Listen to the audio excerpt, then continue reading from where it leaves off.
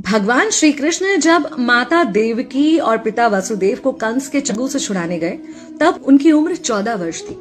उनकी माता ने उनसे पूछा कि बेटा तुम तो भगवान हो, तो तुम हमें पहले ही कंस के चंगुल से छुड़ा सकते थे, इतनी देर क्यों कर दी?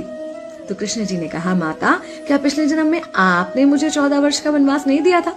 माता हैरान रह गई, बोली ये क्या कह रहे हैं आप?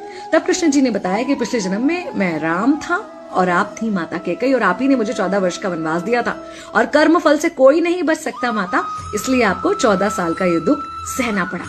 तब आश्चर्यचकित होते हुए माता ने पूछा, तो फिर यशोदा पिछले जन्म में कौन थी?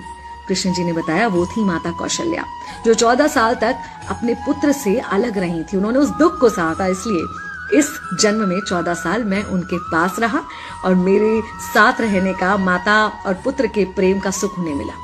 कहने का मतलब यह है कि कर्म फल से ना उस युग में कोई बचा था, ना आज कोई बचेगा।